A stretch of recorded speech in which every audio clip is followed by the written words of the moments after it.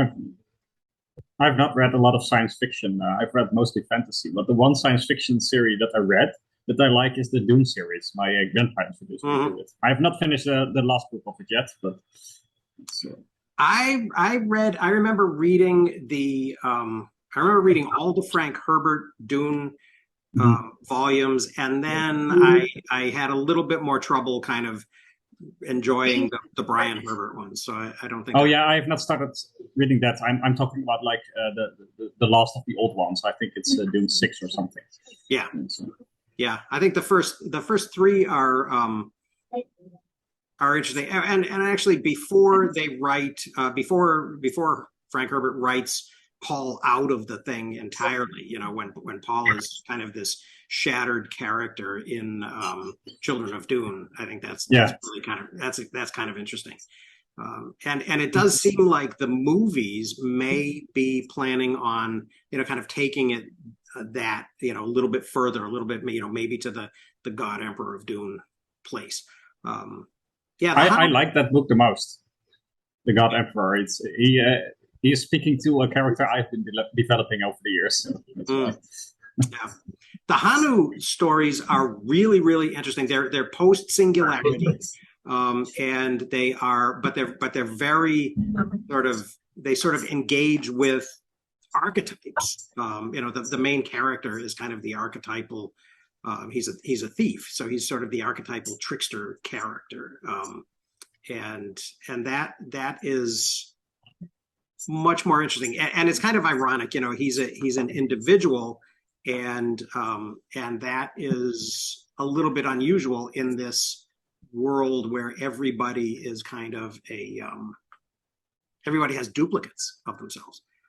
So that's kind of interesting. Okay, looks like people are arriving. So, good morning, Greg and Pat and Mark. Good morning. Aloha. So as I was just kind of saying, I kind of went into my re-energize from the semester kind of brain dead thing and listen to fiction audiobooks, listen to science fiction especially over the course of the week. So didn't so I had already sort of read to chapter 11, and there are some things that I saw in here that I thought were kind of noteworthy. And there were also some things that seem to be going on in Stephanie's here today. Good. There are also some things that seem to be going on in the Obsidian Vault that are interesting, and I'm glad Pat's here because I'd like to hear more about kind of his experiments with the superset of Scott Shepherd things that he made available for people who wanted to subscribe to his newsletter. So who wants to kind of start us off? What I don't really, like I said, I've been a little bit scattered this week, so I don't really have an agenda of a set of things. I have a couple of notes about things that I that I thought were interesting that jumped out at me, but where do we want to begin? I've got a comment and a question. Okay. I never ever thought I would be doing some kind of analog system in my most bizarre Dolly-like dreams, but he's got me convinced. I mean, there's a lot of rhetoric. I got to set that aside. I'm sure you folks have talked about that, but so I am diving into that now. But I hate to lose Obsidian, right? So my question is, right, do you folks do both? And if you do, how do you set it up? I mean, I'm fully analog right now, but I was also like that right at the beginning of my analog journey when Scott convinced me. So that was already in May. So I was looking to design something like a hybrid system where I would use both Obsidian and analog. But in the end, I've decided to quit that simply because I found it too much work, too much of a hassle to every time I write a note to also write it in Obsidian and stuff. But I mean, you could always experiment with it and see if it works for you. At least for me, it didn't work because it was too time consuming and I have a lot of other things to do. But that's me. Yeah. Yeah. I haven't, I mean, to be honest, really all that I have used Obsidian for in the last really couple of months has been the book club vault. I have, I haven't like deleted my personal vault or anything, but when I've been using a digital tool, I've been using Scrinkle. I kind of already sort of demoed, I think to you all the sort of thing that I'm trying to do with actual paper notes and kind of create a digital version of them in Scrinkle. I've also been having really, really good results with this sort of publishing out my own notes for my students on a board. I think it is sort of an interesting combination of that whole kind of working with the garage door open thing, because it does provide this opportunity for other people to see what it is that that I'm doing kind of in more or less real time. I don't know that, it's kind of funny too, because I don't really ever know that there's a market for the things that I'm doing. Back in the day, when I actually had websites of my own, I used to have counters on them. And sometimes I was actually surprised by how many, people would read my, book reviews of historiography. But then it occurred to me that they were probably all just grad students who didn't want to read the books themselves.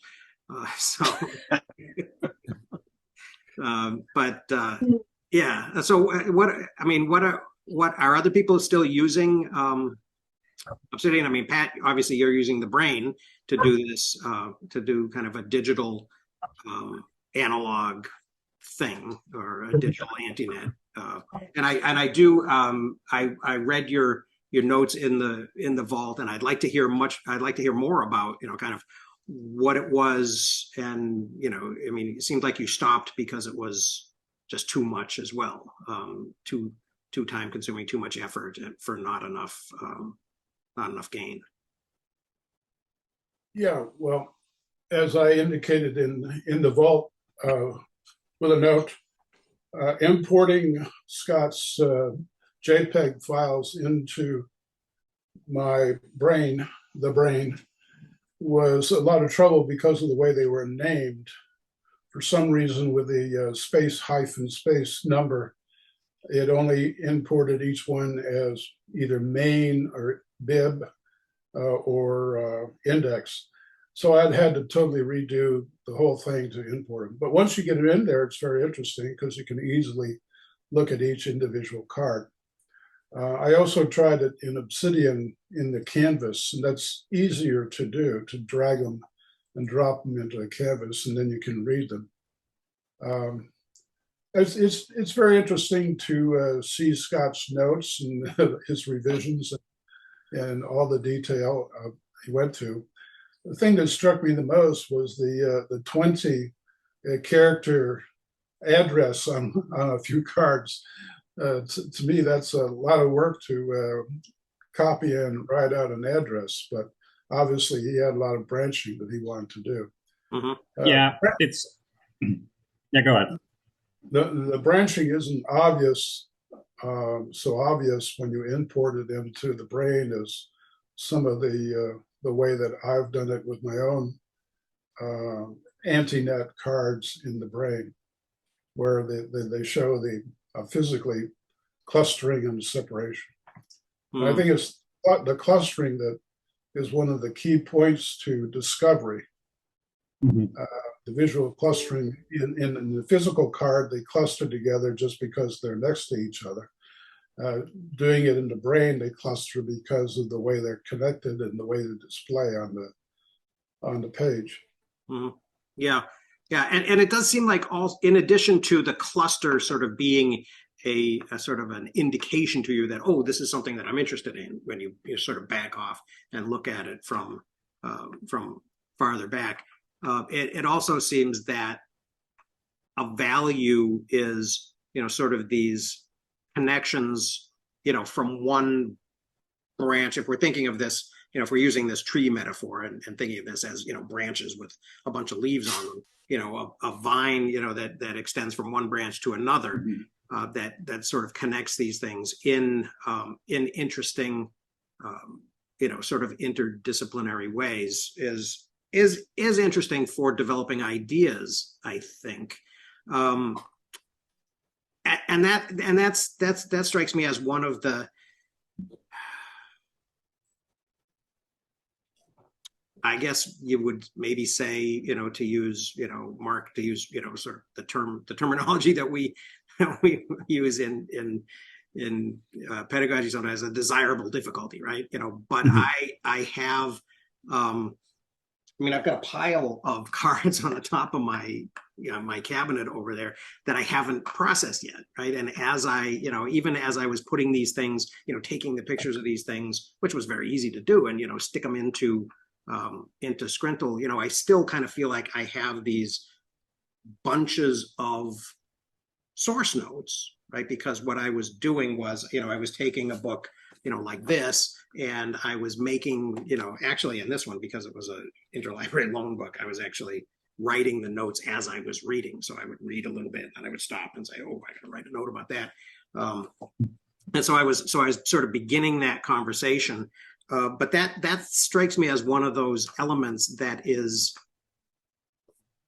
sort of yet to be sort of worked out, for me at least, right? Is the, what is my actual workflow, and how do I discipline myself to sort of go back and and collect all of these notes and collect all of these things, and and actually sit there and think about not only what is the adjacent thought, what is the card that I should put this behind, but then what other things does it relate to, what other vines do I want to throw out. First of all, Dan, for that workflow, Scott goes into that later in his book. He really goes into depth there, as I've noticed. And second to Patrick, you said indeed that he had 20 character IDs and stuff. Yeah, I also don't like the length that the unique identifications can become on analog note cards using Scott Shepard's numbering scheme. So I stick more closely to Luhmann, and I don't use all those slashes. I just like oscillate between a letter and a number, but I do that in a strict way. Like Luhmann did that not strictly, which is confusing to me. So I do, if it's a continuation of a thought stream, I just use a number and then it increments. So a 1 becomes a 2, stuff like that. And if it is supplemental, so it starts its own thought stream. So it adds not onto the entire thought stream, but onto a note. It would be an insertion. Then I use a letter, and that can also increment. So an A goes to a B. And that way you get really concise identifications, which are easy to read, for me at least. Oh, that's interesting. So it's not just whatever is next in the series. If you've used a number, then you have to use a letter. It's more about the letters mean one thing and the numbers mean another. Yeah, complementary versus supplementary. I think it's the best way to describe it. That's for me very easily to read, as well as the thing you don't get a lot of characters, as well as it's just logical to me. I've also explained this, I think, somewhere in a Reddit post, but it's been a while. Cool, thank you. Yeah, that's interesting. I think that's a valuable way of thinking about it. I do think that. Oh, and incidentally, I got my book. So I'm happy about that. I haven't actually, so far it's just a trophy. I'm still looking at my, the PDF on my iPad. I was very leery, I gotta say, about the whole idea that that Scott was gonna have this printed himself. He was gonna not use Amazon, what used to be CreateSpace, what's now, Kindle, whatever. I kind of like the color And color is super expensive in the Amazon ecosystem. I've never published anything with color because of the expense. Otherwise, I think the production values are pretty good. Has anybody else received a hard copy? Cool. Yep. What do you think, Stephanie? Still on the way. I like it. I have a hard time reading on screens. I tend to try to skim. So like my brain just defaults to like internet mode and starts skimming through stuff. So I always, if I actually want to learn something, I do much better with a hard copy. Yeah, I that's it. That's interesting. Yeah, you do kind of sometimes fall into a TLDR sort of a mode, looking for, and actually Scott sort of lends himself to that in his writing, right? Because he's been so, because of the way he chunks his, it's almost like, it's almost like the whole argument between Rome Research and Obsidian about, what, that the block is the unit of importance rather than the page or the essay. Yeah, I think it was in the analog chapter that he talks about how there have been studies and people, just like people learn better by physically writing it out rather than typing, they also learn better when they're reading a hard copy rather than on a digital screen. I think it was the analog chapter. Yeah. I was already familiar with some of the some of the kind of studies and things that he uses behind that, to kind of back that up and validate those ideas. And they're the same ones that the retrieval practice people use and all of that as well. And that to give him credit, Sankey Aaron's used as well. I mean, he has a long kind of digression into sort of retrieval practice ideas himself. So yeah, it's interesting. I guess one of the other things that has come up, and I don't know, I'm throwing a lot of tangent bombs into the conversation here. Another thing that has come up though in the last couple of weeks that I thought maybe it might be interesting to talk about is GPT-4. And because everybody inside higher ed is all worked up about it, and everybody's talking about this. Oh, we're never going to be able to have student essays again, or we're never, and I've even seen headlines, go find a thing that that the AI can't do, and concentrate on that, right? Like we're imminently going to be kind of rendered obsolete. Anybody have any thoughts about that whole development? Yeah, I asked a couple of written prompts for my history math test essay part, it was okay. There's 3 paragraphs. It was at best a C. And a friend of mine asked the same question twice and got 2 different answers to a prompt. So interesting. It does seem like there's it would lend itself even, as much as the algorithms do to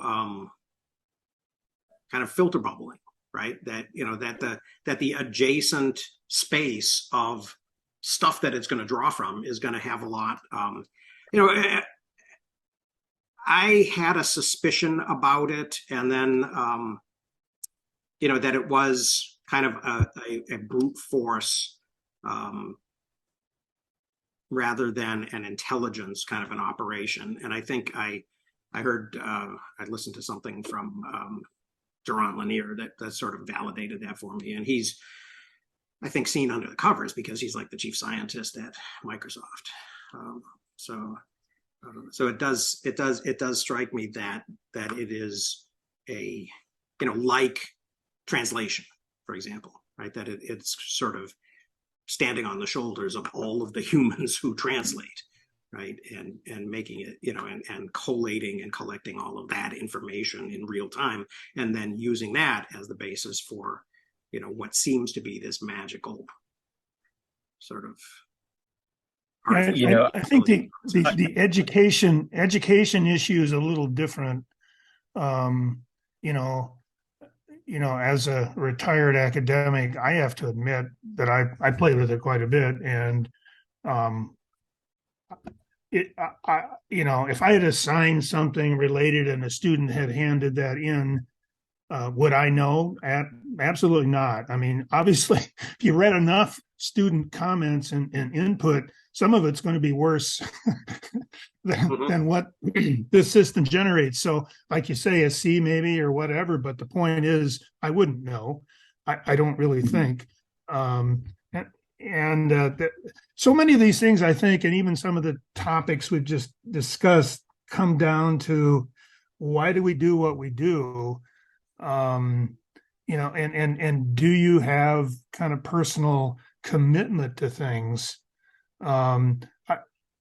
My interest in this group is somewhat different. I'm more interested in, classroom, university, whatever situations, and the benefits of writing, the benefits of doing all kinds of things. Why do and you have to try to parse out what's the same and different. So when you're talking about students taking notes, for example, it's different than you or I taking notes, because we are taking notes and under our own control, based on our own interests. A student taking my class, for example, they may not be interested in what I taught at all, but they're going to get tested anyway. So that completely changes the process of note taking and how they take notes and what they prioritize.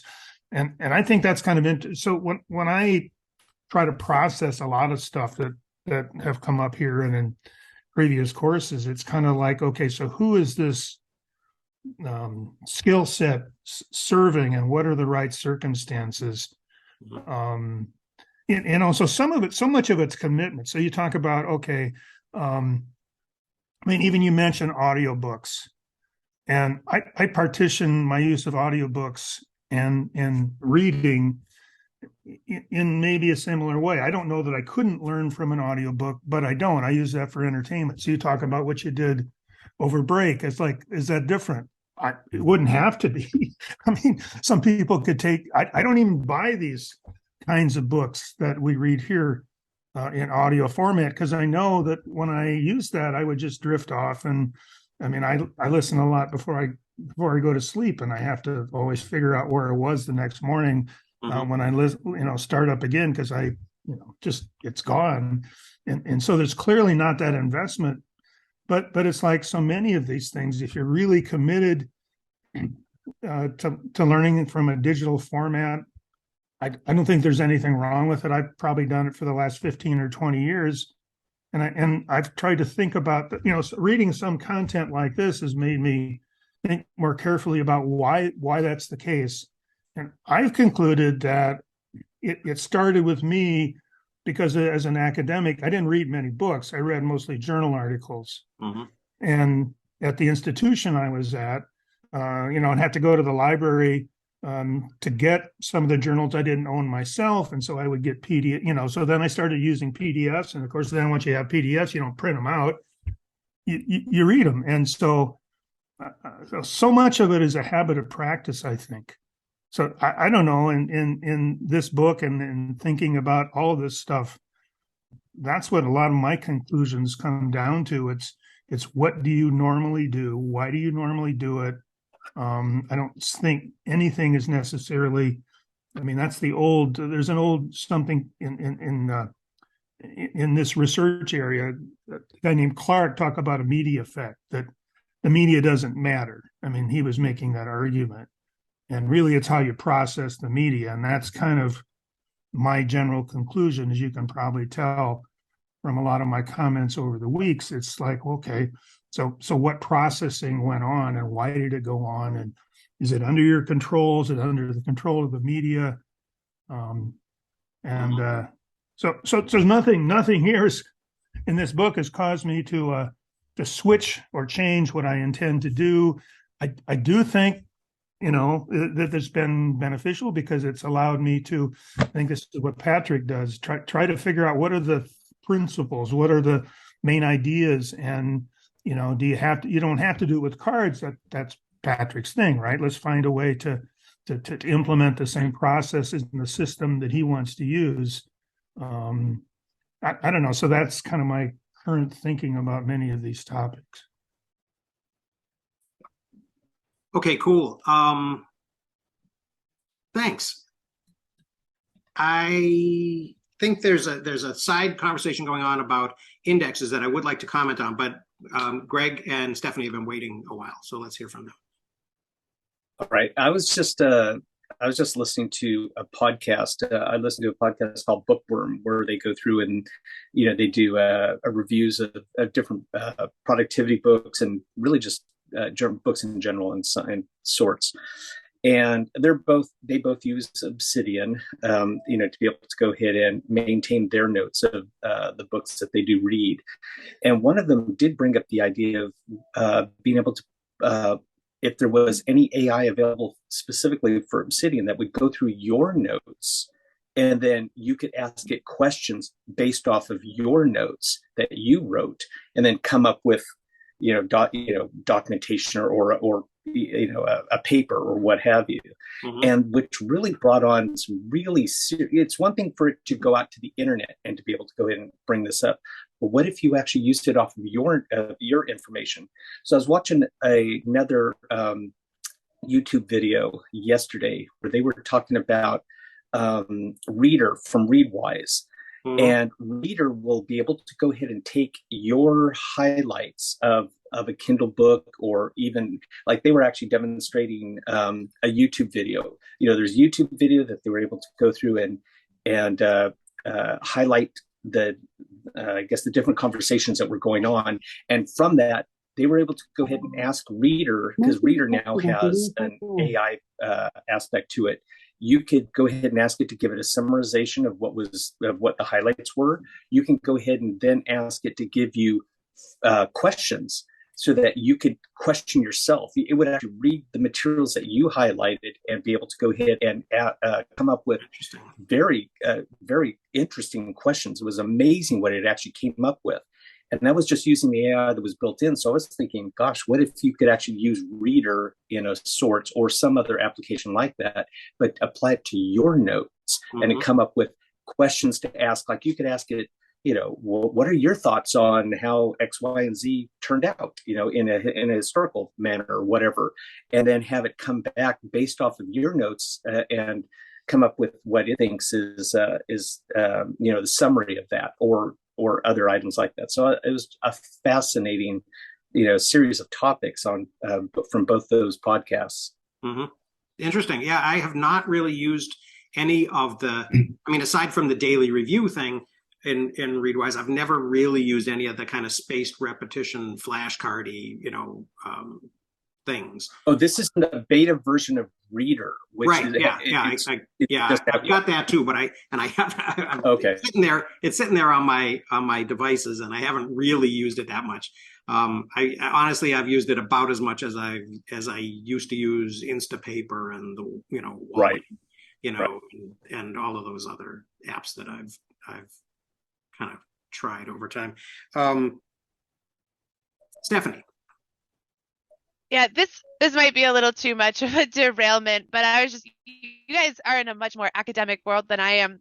And I was curious when you brought up the GPT-4 thing, just I don't know if you guys had ideas of what you would do in the classroom, if there's that potentiality, like if you can't send students home with the assignment of doing an essay, then what changes? Because I think there's a lot of value in learning like in an experiential way. So like one of my most impactful college classes was a teacher who used the Socratic method. And I know I learned way more in that class than any other class. And it also, I have the most vivid memories of that class because of the way that he, set it up. And like the only 2 tests we had where you had to come into the classroom and write out an essay, and you knew it was going to be like 2 of 6 potential subjects. So, and we had to hand write it out, and that was, again, most impactful class. And the ones where I was just kind of regurgitating information at home,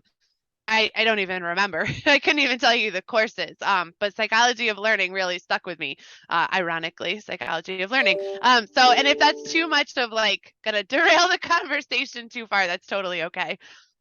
No, I think it's interesting. I mean, I have, especially with COVID, I went to doing, my quizzes, even like multiple choice quizzes remotely. And I had I had another colleague suggest that, what he was doing was making them, basically making them infinitely retakeable, these quizzes. And then, but you had to get 100%. Right. So it was sort of leaning in maybe a little bit to that, retrieval practice thing. If you've tried something 5 times, maybe it'll stick with you more. The essay thing, I do essay exams in my survey courses, and always in my upper levels. And in the surveys, it's fairly easy for me to see when something is coming from, homework.com or Khan Academy or, Wikipedia, that sort of thing, just the way things are written. And I kind of suspect that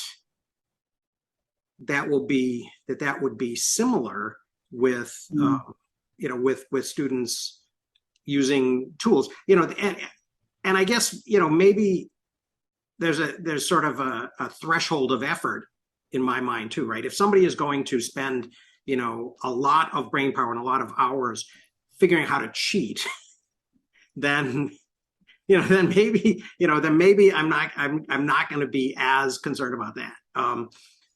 The Socratic experience, though, is really interesting to me, because I'm this semester I'm going to try to do a more, and in Minnesota there's a group that's pushing a program called Third Way Civics, which is, kind of a primary source based, discussion oriented thing, which has a lot of in-class discussion, and people, and I think that over time we are, at least in small, and institutions that deal a lot with like first generation students, and maybe have less of a kind of a self-image of being elite institutions. There's a reassessment of kind of what we're assessing and why. So, so I think that's happening quite a bit. Tim, you've been patient. What did you want to throw in?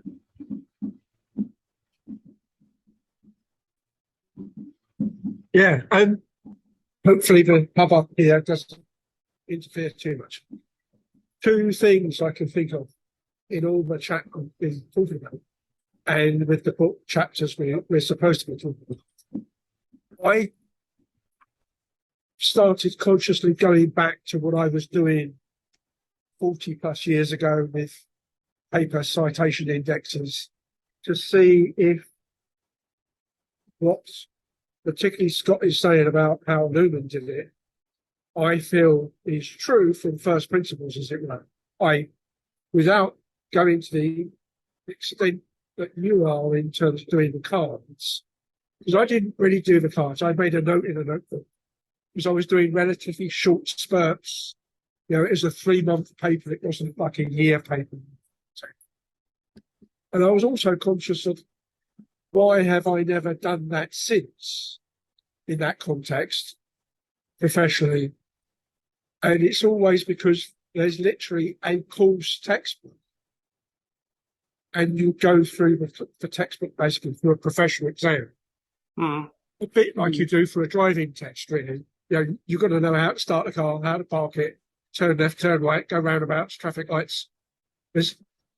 So, I've done the bulk of them that are relatively recent, have all been project management or quality management with another thing, right? And they are all teaching you a process as opposed to teaching you facts. So it's not as though you have to remember a list of dates like you used to have to do at high schools. Mhm. You know, back in our days. Yeah. It's now you have to be able to evolve the process. So I instantly draw, because I never really bothered to keep within the very prescribed ways of doing PERT charts or Gantt charts in that sense. I did a flow drawing that suited me. That was a bit more like what I normally do for work for controls, which is start here and you pull all the way forward. And I was doing that, and I thought I could, because there is that Zettelkasten number within the Obsidian. I could put a Zettelkasten number on every note. And if you do it atomic wise, as opposed to everything you do today is on today's note, and everything you do tomorrow is on to tomorrow's note, you've got a unique number. It may not be alphanumeric like he's talking about in chapter 7, but you've got a unique number. And if I ever wanted to move a card in an analog system, I'd have to go and find every card that referred back to that one and tell it the new address. Well, it's no problem in Obsidian. It's, you edit the card and it flips through everywhere. So I can see that I have a vault effectively for everything, right? Research vaults. I have folders for the individual project, which is the individual piece of content. But because it's a vault, that's no barrier. But it's like my first layer of division, right? It's a project note that says who is it for, what is it about, defines that, and it basically also becomes the bibliography for that piece as well, simply because I don't see any need to make that atomic, because it's a cut and paste otherwise, because they're not independent things. And then it's tags and obviously the square bracket links. They give me everything he's talking about in that alphanumerics chapter 7 and after. And so I'm still sitting on this rather sharp, pointy fence, wondering what the hell you guys are playing with. And then the other one that's come up very, very briefly is if you want to do an index in Word, you've got to put fields in. And every one copy of every word has to have a field called index. And I forget whether it's curly brackets or there's another symbol in front to define that is a field. But you also need to be able to make sure you've got headers and used so you get a table of contents. But that's a minor, that's what works for Microsoft Word and Word only as far as I can see. Mm-hmm. But then somebody used this lovely word, the Socratic method. And back in the day as a school kid, I was a fan of paper chase, which I'm sure you all know is the Harvard Law lecturing thing with John Houseman as this evil lecturer that just pounds at you until you get one question right. Mm-hmm. He stole that, John Houseman, from my law lecture, I'm sure, because that's exactly how my law lectures were. Now, of course, partly because a couple of my teachers weren't so vicious in high school, but taught by making example and doing experiments. Hence, I'm science biased engineering, except for the biology teacher. His method was page 36 of the textbook, start copying. So I'm sort of now halfway between Stephanie wants to write it down to learn it versus wants to read a hardback book to learn it versus those of us that might remember the more engaging teacher, Socratic. So at the university law class, you got 60 people, roughly half architects, half engineers. To my knowledge, nobody really did law at high school. No. And this guy comes out with, you've got two old ladies having a tea break in a tea shop. But Mrs. Brown says to Mrs. Smith, "What would you like?" And she says, "I'll have a ginger ale, please." Because you used to get ginger ale in tea shops. And so the lady buying, which is the important part, has a cup of tea. Now this is back in the day. So this is when ginger ale bottles are stoneware. Ginger ale bottles are stoneware. So the waiter comes along, pours half of it into the glass. She drinks it. Her friend drinks her tea. And the waiter comes back to offer a new tea. As he does so, Mrs. Smith pours out the rest of the stoneware bottle into her glass. Out plops a half decomposed snail. End of story. And the lecturer goes, forgot what word, oh gosh. This is exactly 42 years ago. What's the remedy? That's the word I was looking for. What's the remedy? And of course, we're in not just contracts, but we're in torts and we're in basic common law, English common law, right? So we're not doing just contracts like they were in the paper chase. You've got everything available, including criminal. And of course, this was real, it turns out, because when you go back and look at the textbook, like 1932 in Paisley, the tea shop is now gone. The case is Donahue and Stevenson. And there's a commemorative park bench with snails carved all over it for the case, because that's where the tort of you have a duty of care at a distance. You know, if somebody buys you something and it hurts you, the person buying it is not necessarily liable for retailers and nor the manufacturer as it scans back.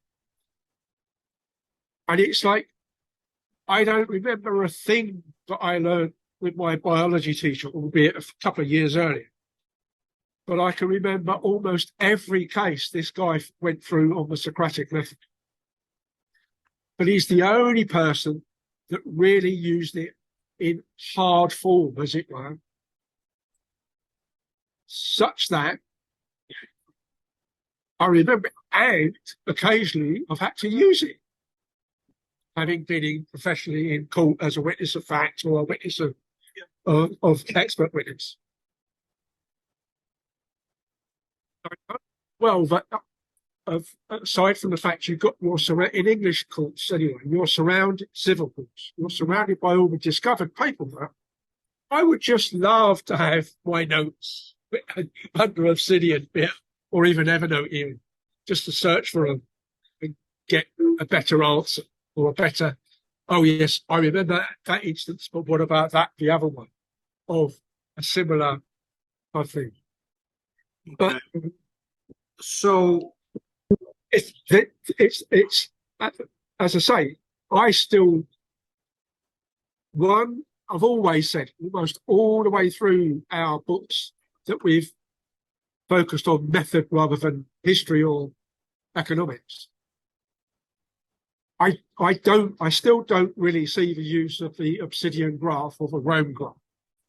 Yes, you can filter it and make it usable at certain instances, but in general, I don't find it useful because we don't have a flow. Hence, there's the Obsidian Excel drawer and now Canvas, both of which would interest me because I would normally draw this thing in something like Visio in the Microsoft, because that has ability to take data from Excel spreadsheets as well and put data back. Because I want to use it as I have done, the budgets and stuff. And I want to, the business is going to do 5% better this year than it did last year. What does that do to everything else? Mm-hmm. So, you do that in Obsidian and it talks to Excel very easily, but or vice versa. Mhm. So I can see those sorts of things being very useful. And I can see the ability to ask questions into Obsidian in a better way than you would do a pile of paper cards. Mhm. You haven't convinced me, chaps, yet. As in, particularly if the language changes because you've simplified or schemified the question and you've taken away the actual names that you might be able to Google for. If you're trying to find a case in law, the easiest thing is to look up the case name. But if you needed to describe the function, the system being applied, it's not so easy. And certainly not easy in engineering terms. Mhm. Well, I think there's no name. I think that partially this has to do, and I want to kind of pull us back to you began by kind of pulling us back to the text a little bit. So to combine that, what you've been saying, Tim, with what we've been reading about and what we were talking about earlier, I think that part of this has a lot to do with kind of whether we're dealing with mostly facts or whether we're dealing with interpretation and synthesis and sort of, so what sort of level on this. I did find Chris's article on Bloom's taxonomy, so I've got that thing sitting on my other screen right there, and it does kind of strike me that it is relevant what sort of level of interest, of engagement we're doing. I want to get to Chris, and then I actually do want to say something about indexing, because I have actually written an index for my book. Go ahead, Chris. Well, I thought I could pull together a handful of things and then relate them directly to this, and kind of pieces of what we read. So I don't know how much others have read of the references Scott's using, but almost every time he footnotes something, it's actually a source I've read before and am aware of it. And what's weird for me in the chat GPT conversation is it's all pre-trained. So it's working on bodies of text it's seen before. And 9 times out of 10 in areas where I've queried it that I know a lot about, I can see what it's saying and I know either where it's pulled the material from, at least in generic senses. There are some areas that I've queried it knows nothing. And in part it's because the P part of the GPT means pre-trained. So if it hasn't seen a text, it just doesn't know that area exists. And so I find myself looking at some of what Scott's writing, and I almost feel like he is a chat GPT bot writing about Zettelkasten with a body of knowledge that I am aware of. And in part I say that, and some of it comes down to what questions are you going to ask your own slip box as you're working with it. Mm-hmm. And I almost feel at times Scott has read all these things and he's subsumed them and knows them, and he has them at his, and I think in a lot of sense we use the idea, the phrase, that fact is at my fingertips because of the tradition of excerpting and putting it into a commonplace book or on index cards. You literally have the facts at your fingertips because you can sort through your box to find them. And those are little inculcations of our language with respect to the technologies we used while we use them.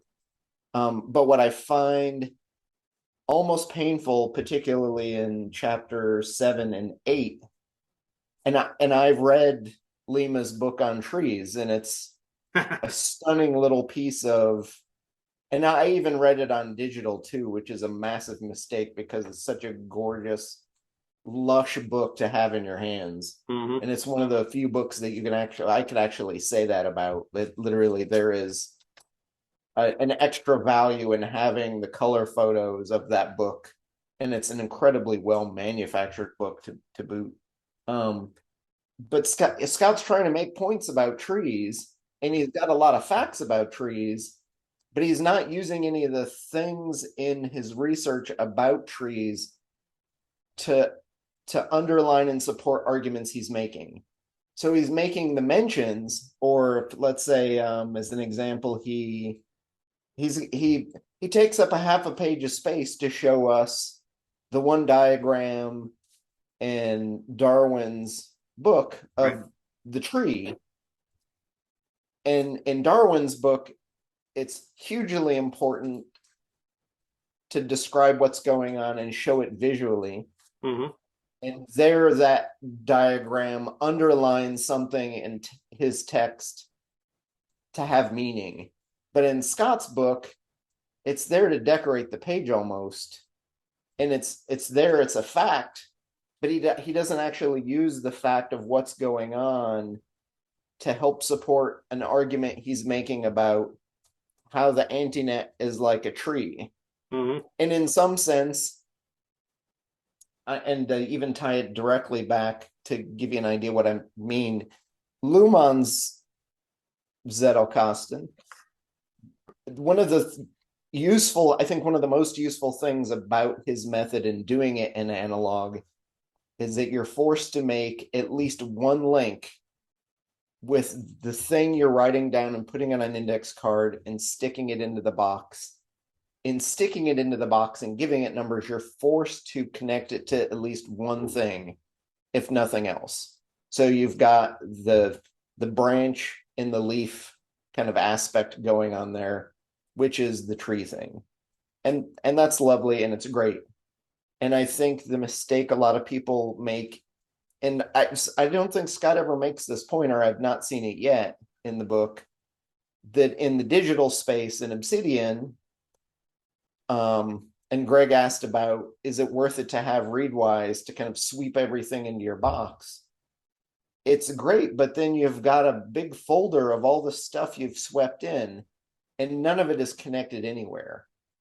And unless you're going to make a little effort to connect, maybe not everything, but some level of the most important things to you, to connect them and have a folder that's kind of your Zettelkasten folder, and have those things linked, then it may be useful. And then you could still search all the other stuff you have and find it. And you may find that one thing one day and say, oh, this is the thing I'm looking for, and I need to connect it to this and this for later use. And that's great. But otherwise, you've just got a disconnected scrap heap of stuff, which is what Scott argues against in some sense. But I don't think he goes far enough. Mhm. And so Scott makes this argument that trees are the thing and trees are the end all be all. And it's an interesting point, but I think Luhmann's Zettelkasten is actually more complex than that. And it has, when he talks about the ghost in the machine or having a life of its own, or there's probably 8 different analogies that he throws out, but I don't think he connects them all together as a thing. He's giving you a sense of what it is, but he's not actually putting his finger on it. But he says all this stuff about trees, and I think a lot of it's wrong and probably better put into the context of the digital space, and that it's really a network of ideas. And Scott makes that analogy of learning and the Zettelkasten in the brain, but he never says anything about networks or network theory. In particular, he does make the point that you can link one card from this part of your tree to another way over here, and then it's a vine. And I think he overgilds the lily in saying that it's a living thing and it's a great thing. But he only uses those words when he's talking about analog and never in digital. Mhm. But when you think about some of the people who are using those digital contexts, that far distance link is much more of a network Or if he wants to use if you want to stick with the living analogy of trees in the living world, it's a mycelial network. It's mushrooms connected from here to this thing over here. And it's those long distance pieces that make a bigger network that's much easier to see in a digital space than it is an analog or a living one. And I feel like he totally misses it and throws it out because he wants to have this analog is the best. Mm-hmm. And I think there are places where analog is better than the digital. Mm-hmm. But I think there are a lot of affordances in the digital that analog just does not have. And he throws that over. And it's super apparent to me in these chapters 7 and 8 that that's the case. I just had a brainstorm from Readwise today based on that. What I was looking at was, and it was from, God, what was it from? It was from the filter bubble, I think. And and he was making the distinction between, you know, that digital has created, you know, that the internet has created much more of an ability for us to not seek information, but to seek information that confirms our argument, right? So yeah, I think that I kind of see that a little bit in what Scott's doing, and actually occasionally Scott reverts to sort of the garden metaphor, which he's sort of arguing against in the format that a lot of people, you know, seem to use it as kind of a digital garden, which is that one where you sort of continually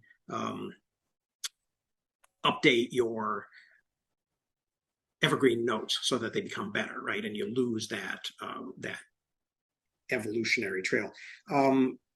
Yeah, it also actually early what you were saying earlier, Chris, reminded me of the thing that always bothers me about Readwise when they occasionally throw in additional quotes from a book that I read that didn't interest me, as if and Kindle does this too. You know, this has been highlighted by 468 people. I don't care.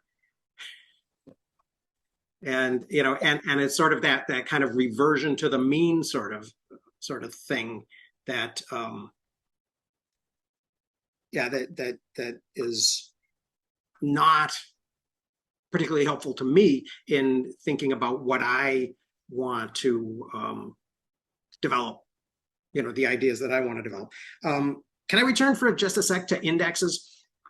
I think that that the way that I indexed my book, which Yale told me that they would either do it for me, which meant they would contract out somebody to do it for me, and it would cost me $1,000, or I could do it myself. And so I said, well, okay, I'll do it myself. And $10,000 of your own work later. Well, what and did you learn? Yeah, well, and you know, and the funny thing about that is, you know, the whole thing, you know, and I've complained about this before, that you know, it was their excuse was it was COVID and yada yada yada. I made $255 on that book, so, and I haven't been paid yet. They sent me a spreadsheet saying that they owed me $255, but I haven't received it yet. But in any case, you know, what I did was I read every page, and, you know, and I actually looked for, you know, and I highlighted each page of it with things that I thought were keywords. And then I went through and I basically, you know, put them all in alphabetical order, and I put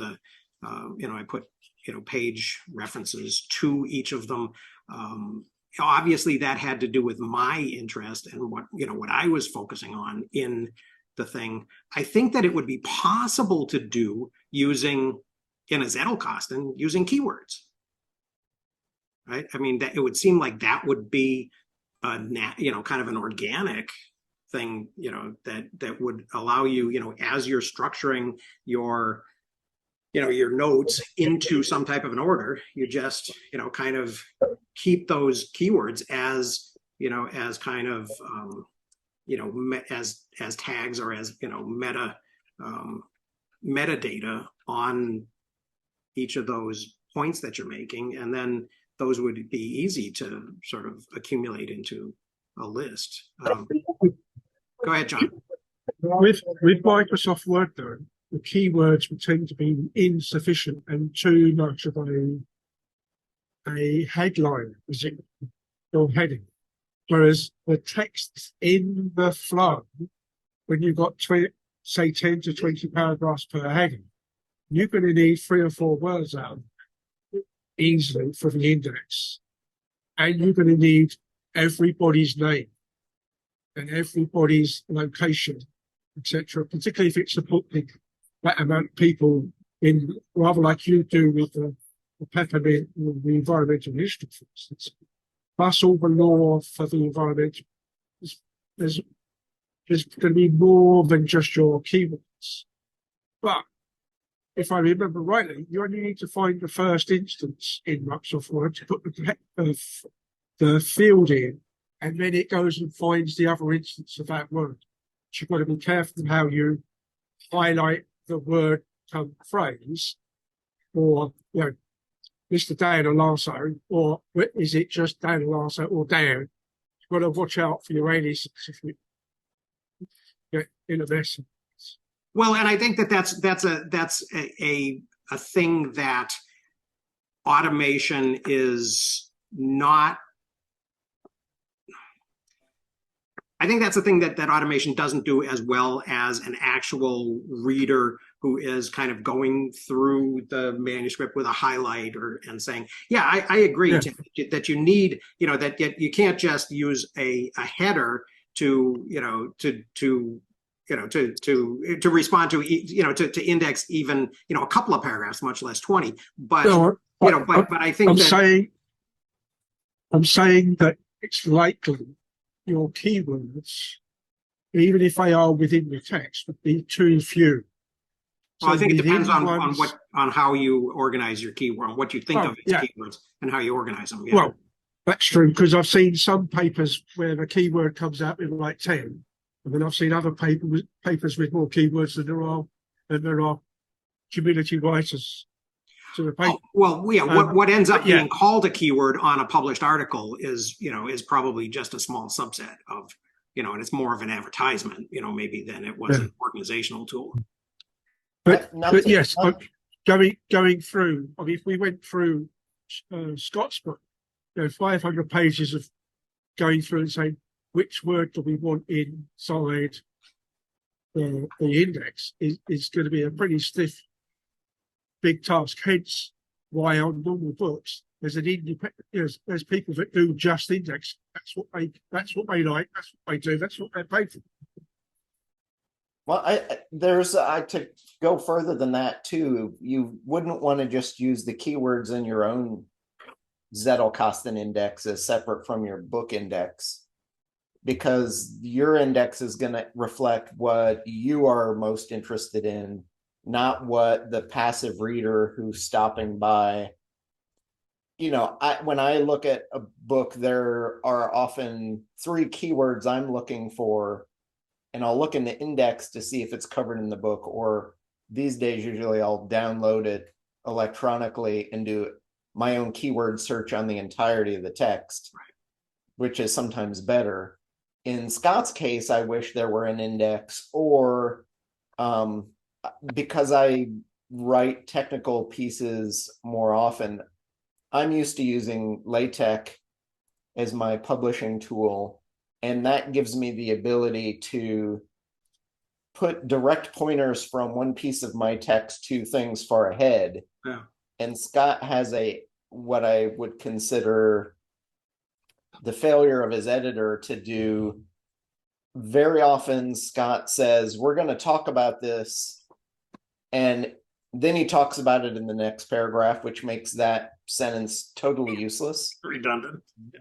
But even worse, he more often says, I'm going to cover this topic in depth later, and he spends a paragraph saying that, which we didn't need. He could have just put a pointer, here it is on page 457, where we talk about it, and then you can jump to that piece. and he doesn't use that convention at all.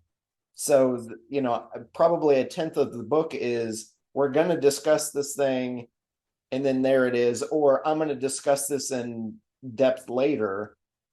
And it's driving me bonkers at this point, because he's doing it too often when he could more likely just put that piece in there, or at least give me a pointer. But I want the index so that I can look it up and find out where he does discuss it, so I can see what the point is. But the issue I generally am having is, he says he's going to make a point and make an argument, and then the argument never appears, or there's never the 4 pieces of evidence to underline the argument that he says he's going to make. And sad to say, and I'm only doing it to stick with this, and because this is an area I'm super interested in, but I've almost given up on the book 5 times, because I'm going to make a point, but then there's no evidence for that thing that he's arguing for. And sorry, I've jumped the line there. John has been waiting so patiently. No problem. It may seem out of context now, but I've been trying to look for ways why his Antinet would be better than digital. I mean, he says some of the things, but I don't think they're very insightful. And some ways where Readwise kind of supersedes all of this stuff. So if you look at the process, and I mentioned 2 weeks ago about this theory of generative learning, that more that you generate about some learning, the more meaning it will make for you. Well, if you look at the process, the bit card is the first place where you generate some meaning by making a very brief note of what you want to save for later, a reminder. And then when you make the main card, again, you're writing the point completely in your own words, another opportunity to generate meaning. And then finding the nearest card. And that's a very vague term. He always says it's kind of arbitrary, but that is clearly looking at what you've written and then looking at the neighborhood of cards where you think it might go. Again, another way of generating meaning, which goes to learning. And then the last one is his form of indexing, which is looking at the keywords on the card itself and recording each of those. Again, a 4th opportunity for generating some meaning about the particular point or learning. If you sweep in the stuff from Readwise, as Chris was talking about, you get none of that. And it's not, you still have search, but it doesn't generate meaning for you, and therefore it's lost. So it's very interesting. Those 4 opportunities of generating your own meaning, I think, make it an interesting system. And maybe there's still a way to save Obsidian or whatever to include those. Mm-hmm.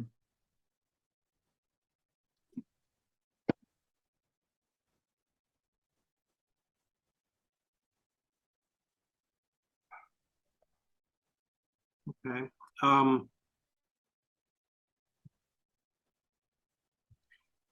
Yeah, I mean, it seems like what we're talking about is a whole lot of different use cases, and that, maybe Scott's idea about what he's doing is limited to kind of this one straight ahead project.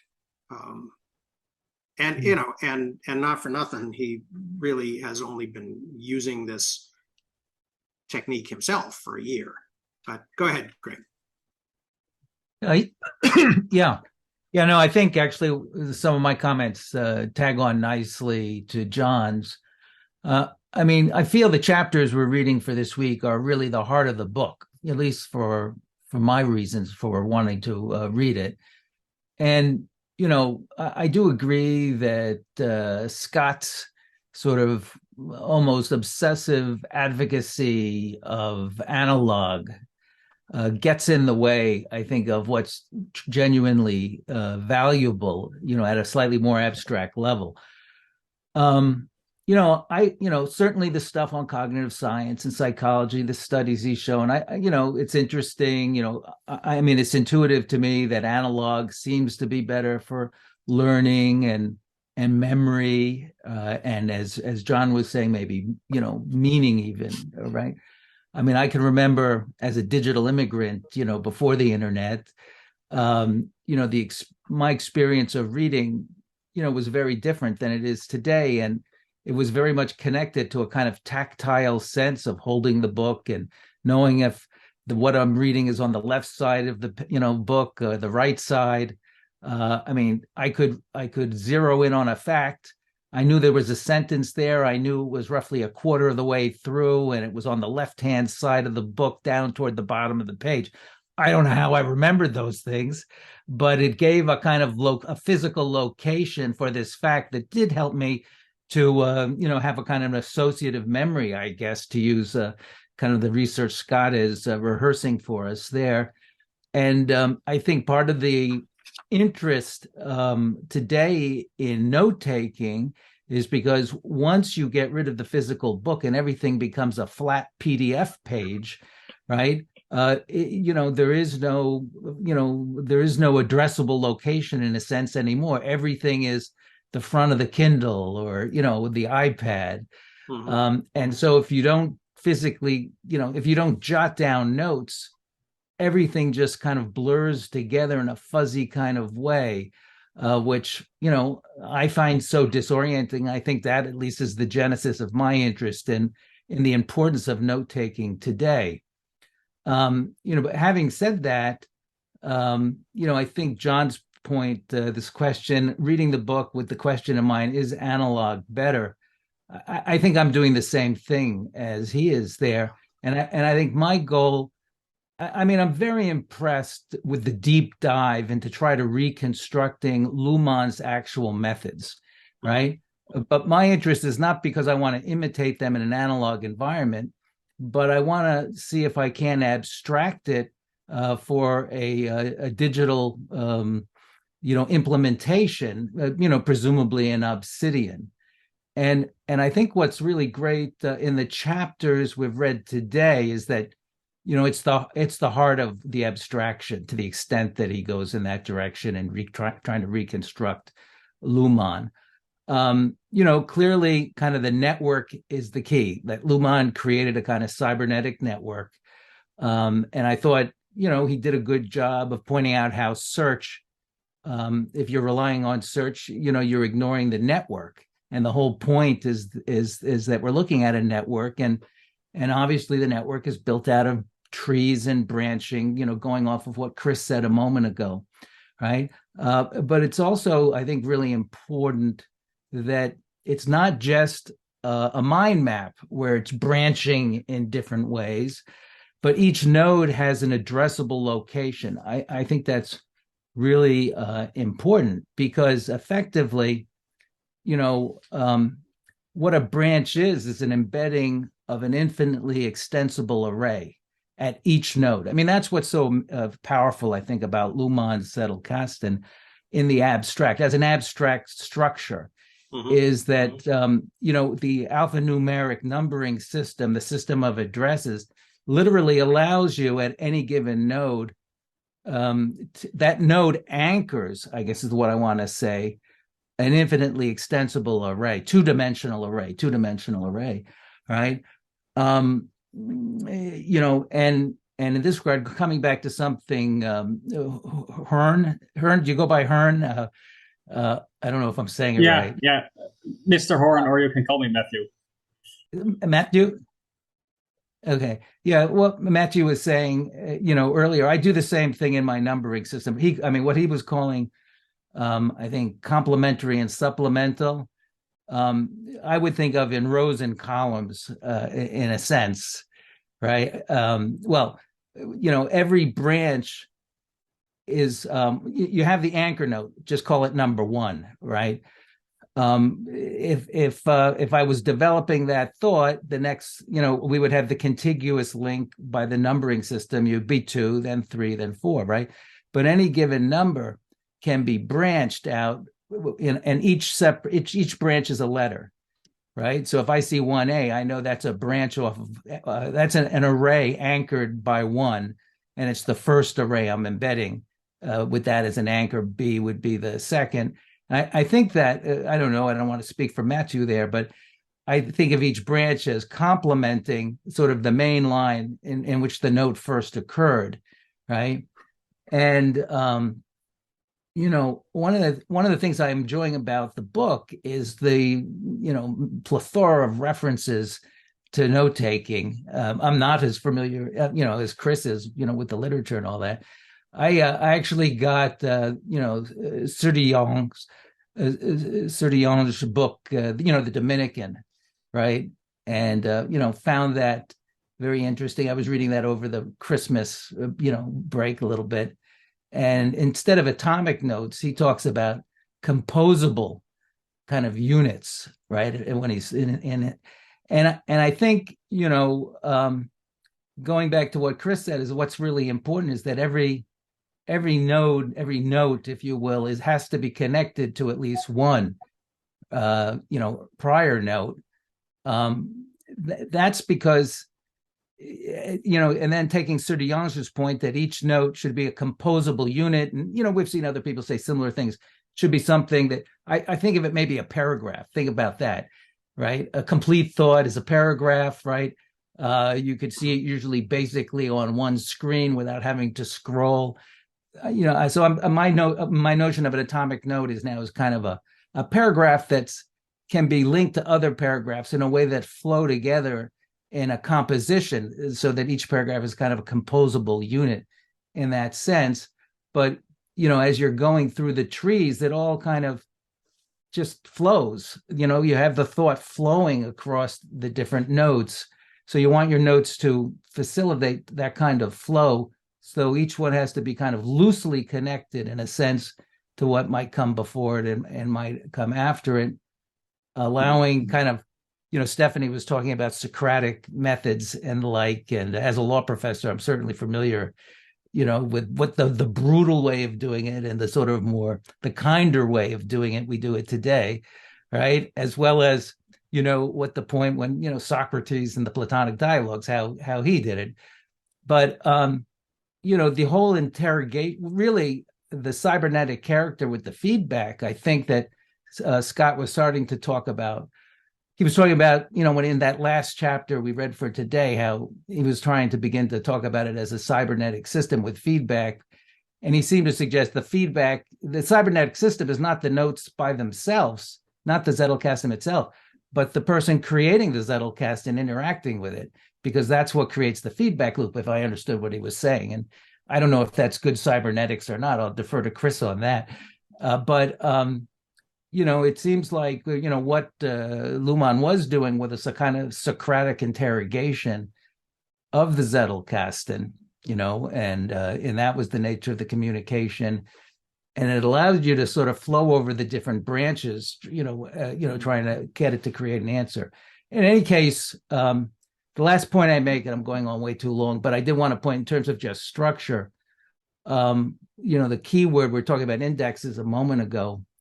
I didn't like how Scott was talking about the indexing as much. I'm kind of more partial to Aaron's idea that the index points you to basically a map of content that you've inserted as a note at a particular place in the Zettelkasten itself. The way I do that, this is why I just want to make this last point, is that when I branch off a node, right, that, like I was saying before, that branch is indicated by a letter, and then the first actual node in that branch will be A1. The branch is A1A, but the actual first substantive content node would be 1A1, and then A2, and then A3, and so forth, right? And the reason I do that is, the actual letter is the address of a map of content. So I can tell right away from the numbering system that this is a map of content. And so I can, every node, right, you can embed an additional array with a map of content at the top of that branch or stem or whatever Scott wants to call it, right? To the extent that you want to talk about it. So anyhow, it's just a kind of reaction to much of today's conversation, but also I wanted to mention the numbering system I was using, because I do think the fact that we're dealing with a kind of grid or some kind of addressable location of infinitely embeddable two-dimensional arrays, and so every node in the network has a permanent addressable location, is really important to at least Luhmann's implementation of this. And I think making it the kind of network that has that kind of emergent productive character that's attracted so many of us to look seriously at this stuff. Sorry for going on so long. No, that was very helpful.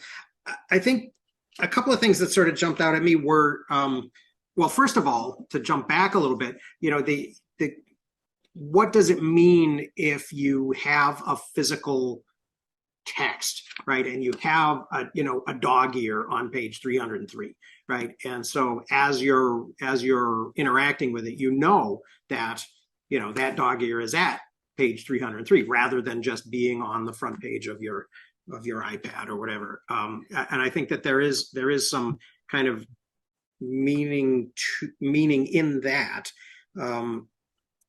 It also struck me, Greg, that the two-dimensional array sort of blooms out of every point along the way, right? And so each of the points, and especially if the notes, and again, I always I'm beating a dead horse here, but I always sort of distinguish in my own notes between sort of source notes that are sort of fact oriented, data points, and point notes, which are argumentative, where I'm sort of advancing some type of a conversation. But at every point, there can be this tree growing out of each note, especially substantial ones, right? Argumentative notes, and that really fascinates me a lot. That sort of the difference between having this, at least branching or two-dimensional or maybe even three-dimensional structure, and having this linear path, this narrative path, or this argument path that goes from point A to point B to point C, and that is kind of an artifact of written texts, which, I mean, and again, to go back to Eastman and Tinderbox, right, and Story Space and all of those things, right, a decade or more ago, right, they were starting to sort of think about, maybe there can be more branching, maybe there can be more, a less directed kind of path through these things. I've been experiencing that right now because, as I said, I haven't been working in the book. I've been working on this, and I'm on my iPad, but I'm on a PDF on my iPad. So so I can't, not only is there no index, but I can't even keyword search. So I went and I looked for Wendy, and she didn't show up because, this isn't because it's just a PDF earlier, about a half hour ago. And, but I'm on page 263, right? And I'm, and this was a point where I wrote a note about sort of how I was, as I was following Scott's discussion, I was really impressed with how, resonant it was with this Muller book about, sort of Luhmann's, and apparently Muller has written several books of, kind of translating Luhmann for the rest of us, because he spent so many, decades working on Luhmann. But this idea of, Scott is on 263, Scott's talking about taxonomy and the system, is not trying to make a science of order. It's not trying to make order out of chaos. Rather, it's a system that embraces chaos without becoming overwhelmed by it, yada, yada, yada. And he's quoting, or he's paraphrasing from Communicating with Slipboxes there.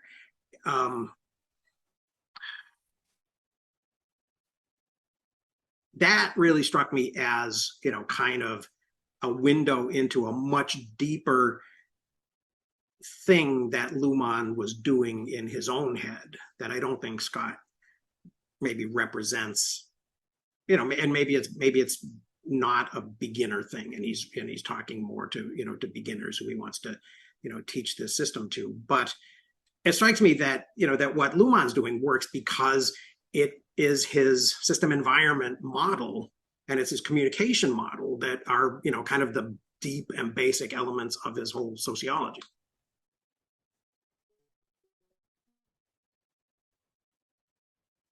So now I'm way off course. So somebody pull us back. You're not. It's and the addressing thing I think is an important piece. And there are things that I think are missing here that historically most of the library system addressing that we use and the Dewey Decimal System and other related systems all go back to 1770, or at least the earliest I found is 1770s Vienna, Austria. When Vienna was fighting a war, they needed a conscription system to make sure they were getting, including all the people, so they could find them and conscript them into the army and send them off to the front. So the government created an addressing system in the city so that regardless of new buildings that would pop up, you could give them a new address. And it's not anything close to what looks like address systems in the United States, which are very linear.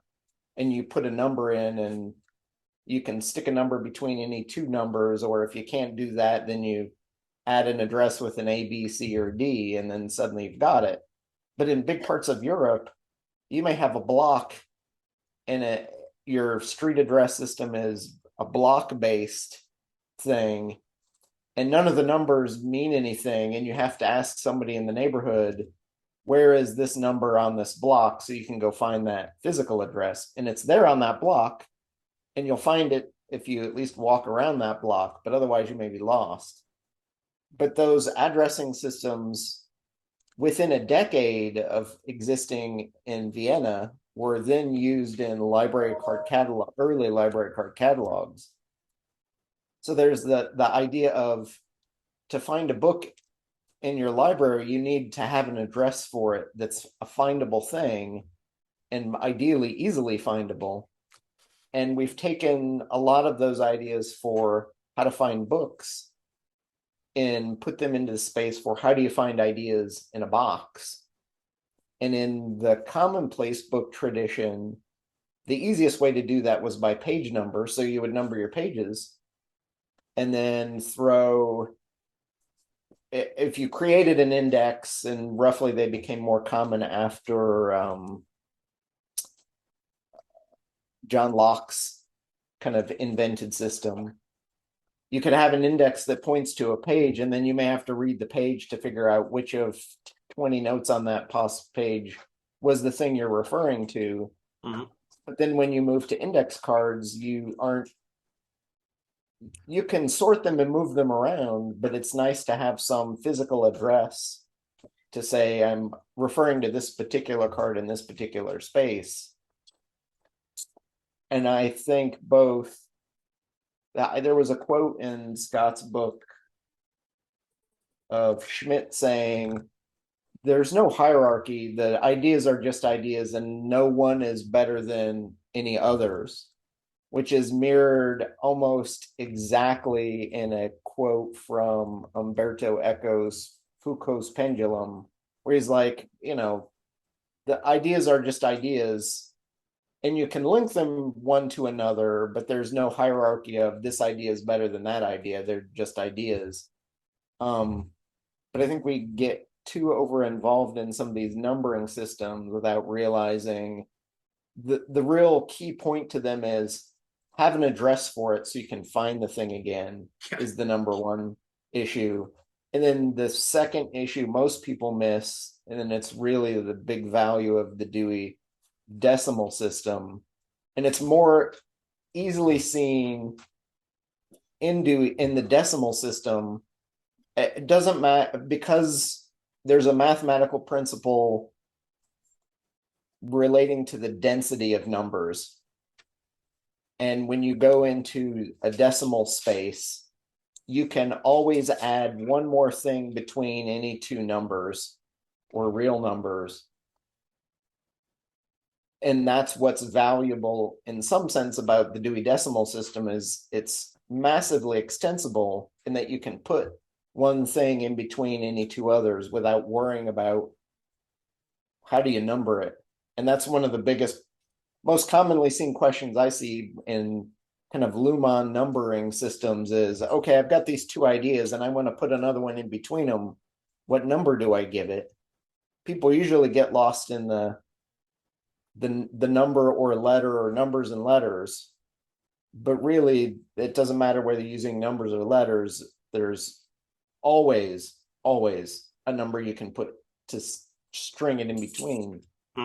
And usually people confuse themselves with using letters and numbers. So in my system, I typically tend to stick to only numbers because it makes it way more apparent that that's the thing. And I think Scott confusingly somewhere, I think in the tree chapter, chapter 8, talks about whether you use slashes or dots or whatever. And he says they're important and he gives them a level of importance, but he never then says why they're important. And honestly, they aren't. Really, the dot, the slash, the dash, whatever you want to use, is really punctuation to make it more easily readable. And that's it. That's the only purpose those things have. Otherwise, you may as well just have a period and a number so that you know where to find that thing. Well, there's one more reason to use separators, though, is that if you don't use separators, then you have to assume that you've only got 0 to 9 categories at any level, right? 0 to 9 in what sense? Well, if you have something called 1462, right, then 1 has to mean 1 out of 10 things. 4 has to mean 1 out of 10 things. 6 has to mean 1 out of 10 things, right? Whereas if you have 1.46.2, that means something different. That expands the range of things that can be in that second position of categorization. Well, you could do that same thing, the same logical thing. You're blocking them up for readability, but you're not stuck from 0 to 9 because you can add another decimal at the tail end of that. And then suddenly you have 100 things, or you can add another decimal and suddenly it can be one of 1,000 things. Right. But you get to choose what that is. And then you could jump 10 numbers out into your decimal system and just throw another number in there. It becomes a little more unwieldy over time, especially if you're writing it out by hand. But I think too many people get wrapped up in what you've just said, like, I need to have that thing. And that's maybe where the letters become helpful. But if you think of them as just numbers, you can do a 1-to-1 mapping of the thing you're talking about and go as deep as you want or as shallow as you want. I think what Dan is saying is that you still have to individuate the numbers, whether it's a 1-digit number, a 2-digit number, a 3-digit number, right? If you're doing some kind of array numbering system, you're exactly right in terms of the sequence. But as soon as you go from a single column, a sequential sort of column of numbers, and you're doing an array, you want to distinguish what the row number is versus the column number, or however you want to talk about it. So there's that, but I think more often than not, people get too. So it goes back to what I said in the Schmidt quote and the Umberto Eco quote. The ideas have relation to each other, but the number you put on an idea should not necessarily situate that, other than maybe it has a nearby number to the thing you're talking about, right? Than not. So when Totally. Dan says that, he's adding a whole nother layer of semantics on top of the numbers he's giving them. So then his numbers mean two things. His numbers don't mean just an address, but they also have a secondary meaning, which to me, and I think to most people who I've seen using these, adds a layer of confusion in the field of analysis in math or advanced calculus, to make it easier. Because of the way these numbers work, there is a principle in math that you can, and an overlap of topology, you can make a point and draw a circle around it, and you can draw your circle so that any other point could be in what's called a neighborhood of that idea. So your ideas are all in your Zettelkasten, are all in a neighborhood, and the closer they are to other ideas, ideally the closer they are to the neighbors around them. So when you find a particular card, you're more likely to find ideas similar to it in that same neighborhood. Right. And as your neighborhood grows and grows and grows, eventually you will subsume all knowledge. But ideally, when you're looking for the one idea, you want to find other interesting things that are nearby to it, which is part of the value in saying, here's a number and here's a specific place, because you're putting that idea nearest to its closest neighbors. But quite often that doesn't work, and you need to have a link to another number that's way over here to go find it. And then you can look in that neighborhood, and that's a lovely thing too. And there's affordances for the digital and the analog for each of those. But I think more people confuse themselves by doing what Dan mentioned in, I need a block of things so that I can have examples of things. And I get why he does it, because as a historian, you want to have, here's an idea, and then here's 30 examples of that thing that I can draw on.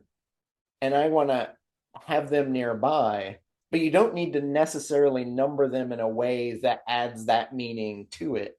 They just need to be physically nearby. Yes. And the numbering system, you can make it work for you or make it work against you. I don't entirely agree. I don't entirely agree with that, because I think that the numbering system for me identifies where the thing fits in the box. And so I don't think it's as simple as, I can put, something numbered 1A1, and then the thing I put behind it is 15C37, right? There's no sense there. If I'm identifying, and I actually resisted Scott's idea about using whatever it was, Wikipedia's tree of knowledge or whatever, for kind of the initial 4-digit sequence that he uses for each of these things. I just have mine numbered, 1 is history, 2 is something else, and I've got like 5 or 6 kind of top, what I guess what, if I were thinking hierarchically, I would call top level domains. Tim. Is Tim there? All these examples of those that I tried with card or Scott's system, you're all starting with your first project, with page 1.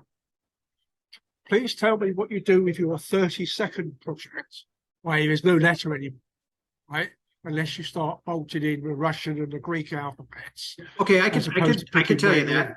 If my 30-second project is also in history, then it would be in, there would be, when I did the index, I have 2 indexes, right? I have a numerical index of, kind of cards, and then I, of branches of kind of little domains that I sort of it's that one I'm interested organically.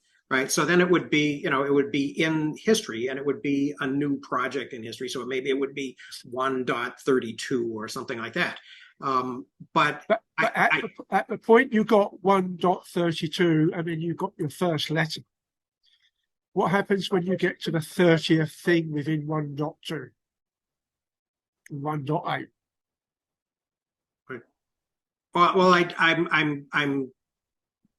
I don't think that Is it AA? I see what you're saying. So there's, yeah, so I'm not using letters in that way. I'm thinking, to kind of scroll back on, what did I say? I think I'm using letters as points, as sort of interventions in this thing. So I'm in my box, I have a combination of, sort of data cards and argumentative cards. And I think what I'm going to try to do, and I guess if this doesn't work, I'll abandon it, is that I'm going to try to use the letters as, as kind of argument in those streams of information, right? So I can imagine having, something that is numbered, one, and then it has another number for another kind of category. And then if I want to make a point, maybe I'll put a letter in there. I think that I can make points off of any particular data card, right? And so generally what I do is I write a bunch of, I don't yet, and I haven't been convinced to, keep the running list of all of the things that I pull out of a book, on a bib card, right? Because that strikes me as being too much like what I had in Obsidian that wasn't helpful to me, which was, kind of this long list of highlights and thoughts that I had when reading a single book that had been swept in from Readwise, and then I massaged them a little bit. And so that all of my ideas about a book, and especially if it's a big book with a lot of ideas in it, like Dawn of Everything, Anti-Fragile, right? I mean, those things, it was just hell to try to process those notes because there were so many of them and they went in so many different directions. And so I think that I can pull ideas out of those things. And then the question for me is, where to put them? If I've got, if I see, and then if I see that they fit with other things, right? Like Taleb intersects, when if you do the Venn diagrams of Taleb and, and Kahneman, right? But you're using your number system to do two things, though. You're using them to give them an address as a place to find them, but then on top of that addressing system, you're also using your numbering system in the way you use it. And I've seen you use letters, so you're doing that, and those letters in from a semantic standpoint are acting as mini folders inside your system. So you're saying here's a set from A to Z of things that support the idea above it, and so you've created a folder with those ideas that support the thing you're talking about. Semantically, that's what's happening. But from a mathematical perspective, in the decimal numbering system, there's what's called a one-to-one onto mapping. And you can take all those letters and replace them with numbers, and you can map those two things one-to-one from one thing here to one thing here, but do it in such a way that everything over here is mapped by something over here. So you're using that number system to do two things. And I think a lot of people get confused by doing that. And instead, so you can look at things like hexadecimal numbers. And I know you know this because you were in computer science before. You can throw in a letter A, an A in a hex system or a duodecimal system means something else depending on how you want to translate that. But you can always translate all the numbers in decimal space to hexadecimal space in a one-to-one way. And the same way you can do that, you can do the exact same thing you're talking about in your numbering system. So at the end of the day, the two are exactly equivalent. you're choosing not to see it that way, but you're using the fact that that can be done, or by throwing in letters, as a way to kind of subsection or subfolder your things within your bigger system. And in that case, then the slashes and the dots, at the end of the day, that you're kind of using them as mini folders in your numbering system, but you're really, at the end of the day, the only purpose they really serve is a readability one. And part of that readability that you're adding on is this subsection here, /1A5, is kind of a mini folder that relates to the thing just above it. Okay. So it's a tree structure. Now, if things change dramatically, and I know no one besides maybe me who's played around with this, who has used complex numbers to number the ideas in their box. And that adds a crazy new setup, in that if I have numbers 1, 2, 3, they all have an order. Or 100.0053, that always has an ordering, and you can, any other number I give you within that system, I can say this number comes before or after this other number. But if you have a complex numbering system, order doesn't matter anymore. There is no linear ordering on a complex plane, other than in the up or down or left or right direction. But this number over here in a complex plane has no order with respect to this number over here. Well, I think you've just talked me out of using letters at all. Well, that's the thing is, people are using letters, and you can add an extra layer of meaning to what those letters are, but because they map in a 1-to-1 onto fashion to just a pure number, why would you use them? Yeah, I think you've convinced me just to use numbers separated by dots, by dividers of some type, and then I can have, going back to Tim's question, then I can have more than 26 or 30 ideas. Now, the one thing to concern yourself with, if you're using these numbers, decimal numbers, in a digital system, is, can my digital system handle either the dots or the slashes or the dashes with respect to how they order it? So when I go into Obsidian, and if I were to give a thing a number in a specific location, when it shows up in a folder or in a pane in Obsidian, will Obsidian do a proper sort of those numbers with those things in them? And I wouldn't even try that. Not every digital system does that. Obsidian has a few quirks, and it's been ages since I played around with it, but I want to say using dashes or dots in Obsidian is way better than slashes. Yes. Because Obsidian gets screwed up with that purely the numerical or alphabetical sort of the things. So you may have one idea that's supposed to fit between two others, and when you see it in your folder or pane view, if it's sorted because of the way the dash or dot is done in their alphabetical system, and that idea is way down here, that doesn't help you. Right. So be careful. That's the one caveat to any of these numbering systems that I would mention. Yeah, I don't think I would try to do it in Obsidian, because it would be too idiosyncratic. Go ahead, Matthew. Yeah, what I wanted to say was, you say indeed a lot of processing work, so a lot of homework actually. Is it okay if I spoiler a little bit of later in the book? Sure. Yeah, because Scott referenced or actually explained something there, introduced something to me that I thought was beneficial. I need to experiment with it. He actually uses an Eisenhower matrix to select which IDs to extract and process. He says if an ID is important and urgent, so you find it very deeply interesting, it's important to your case, and you are working on a project which makes it urgent, then you will extract it and fully make a main note of it. He calls that an irresistible ID. And if you're not working on a project, so it's unurgent, but it is very important, then he calls it an excellent ID.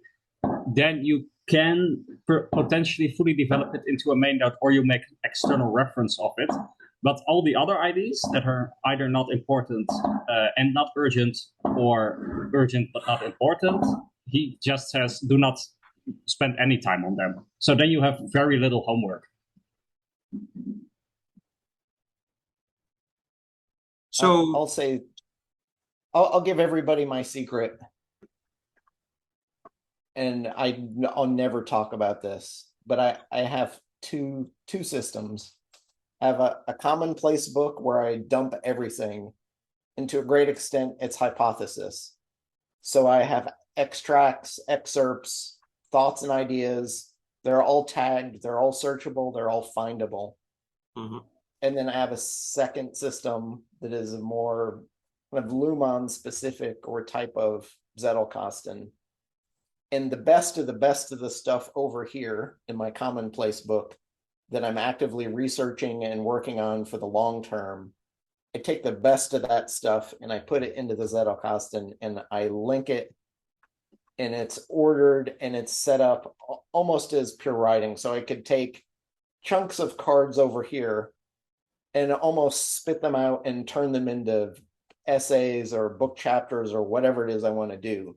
And it's great. Yeah. But I also still have this pile over here so that 5 years from now, when I'm working on a topic or I search and I find a name, I've got that name and I can link it, and then it becomes more important at that point. But I've already done all that work, and then I can take that thing from the commonplace book and put it into the Zettelkasten for the thing I'm working towards. So I view it as here's a collection of useful, great stuff that I could use. Mm-hmm. And I don't review through it very often. And then here's the stuff I'm focused on now that's going to be active output. And the two are totally separate, but I have this pile of searchable stuff that can be immediately actionable anytime in the future. But the difference is, I know everybody I see who plays around in these areas and quits, invariably they're only doing the big pile of stuff and they're not using it as an active output and moving it somewhere else. So they're looking at this big commonplace book of stuff that they feel like they have to process and work on, and it's homework and it's work. And to me, that's total waste. And you can do that and you can have a lifetime practice of it. But if you're looking at it as a big pile of homework, you're going to become discouraged instantaneously because it's so huge. And to me, it doesn't look huge because it's all in the digital file I can search. So I don't care. Mm-hmm. But the homework for me is what's the best of the commonplace book stuff that I can pick up and put into a place that is immediately actionable, or that's building into something specific, a book, a paper, an essay, whatever that is. Mm-hmm. And I think that the bridge between those two things and that idea of homework is what freezes everyone who tinkers in any of these things. Because I've done this often enough and long enough and know what I'm doing and why I'm doing it, where I'm going. Oh. That having these two separate practices massively minimizes that homework idea or processing idea. And I think too many people get bogged down in the processing part. Okay. Am I wrong? I think that, yeah, I think you're absolutely right. And I think that the challenge sometimes is spending enough time in both of those places, right? One of the things that I've been frustrated with in the last week or so is I have all of these. I mean, I've been like occasionally sort of throwing essays up onto Substack for, I don't know, 2 or 3 years now, 3, maybe going on 4. And I've got a bunch of them that I think, maybe I ought to sort of review these. And I know that some of these things came out of my, my journals, my notes, my this and that. I've got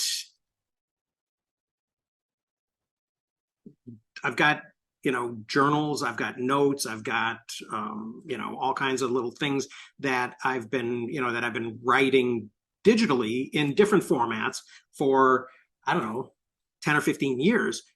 And so now now that process of kind of putting those into a form that is equally, accessible, right? Rather than having to go into one kind of format in, legacy, tinderbox files, or Notepad, or I think I used Apple's Write. It wasn't Write at the time, but whatever it was they used to call it, 10 years ago. And so all of these things are in all of these different places. And so the idea of sort of kind of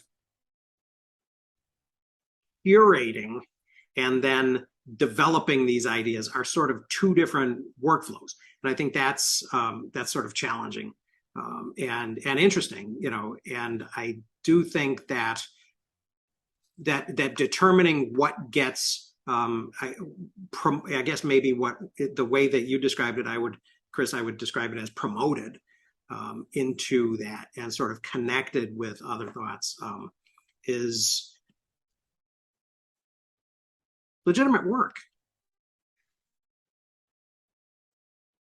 One of the other things I see too, and I think it's one of the reasons that historians, sociologists, and humanists use these things more frequently than others, is as a historian, it may take you a lifetime of reading and research to collect enough examples of a specific type of thing, an occurrence either in history or throughout history, to then supplement and create some kind of long-term argument for your thing.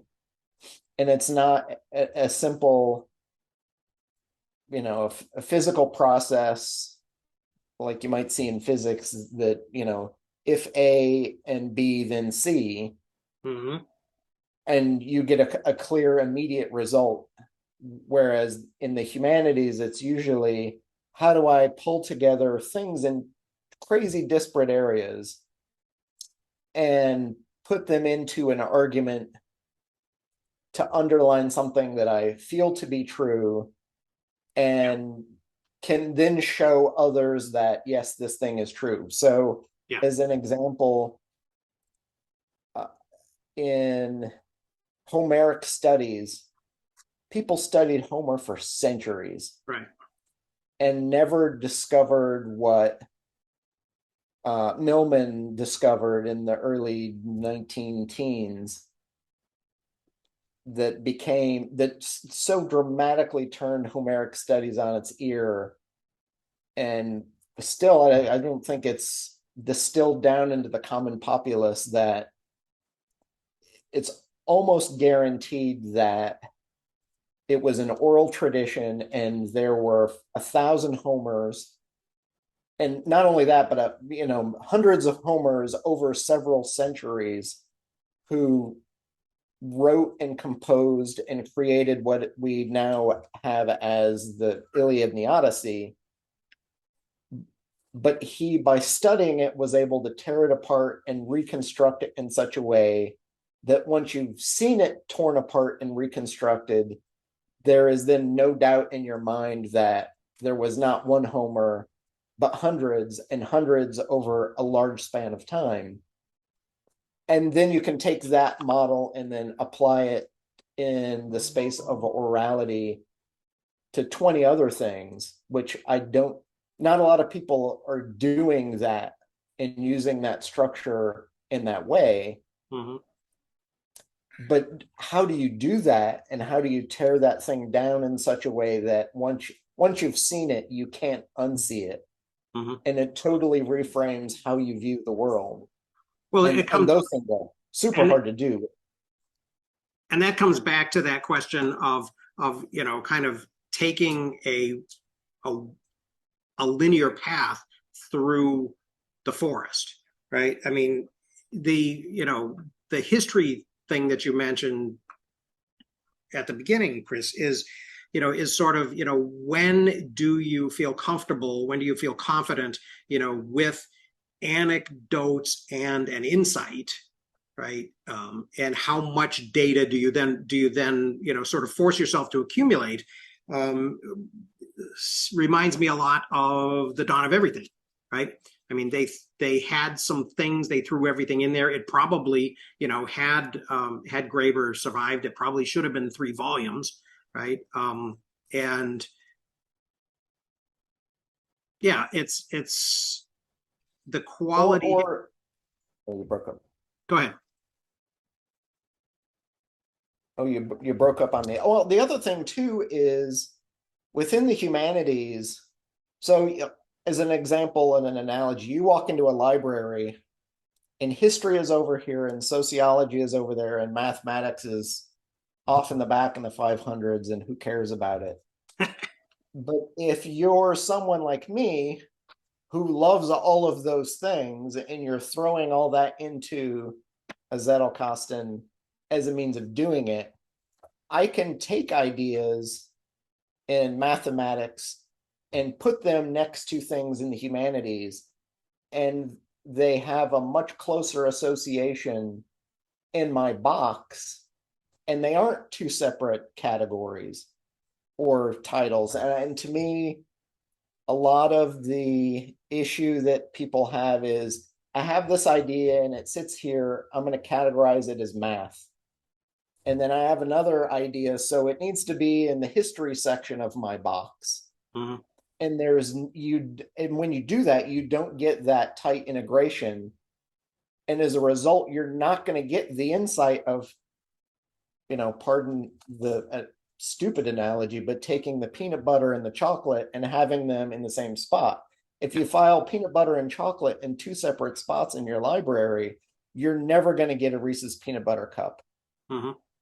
But do you best do that by the numbering conventions or by the keyword and index? So, and that's the thing is, the whole value of these systems is you're doing both, or at least in Luhmann's Zettelkasten version, you're using a number system to put the things you find interesting close to each other, and that's where you get the numbering. But then you're also separately creating an index on the backside. Right. So that when you feel like, okay, I need to look up something on history related, where's my history section? You can find the references of the history things that then point to, and then once you're in that, you find here's where I need to go, or a couple places I could go. Then you go and you look around in those neighborhoods, you explore a little, and then you can combine the 2 things from either perspective.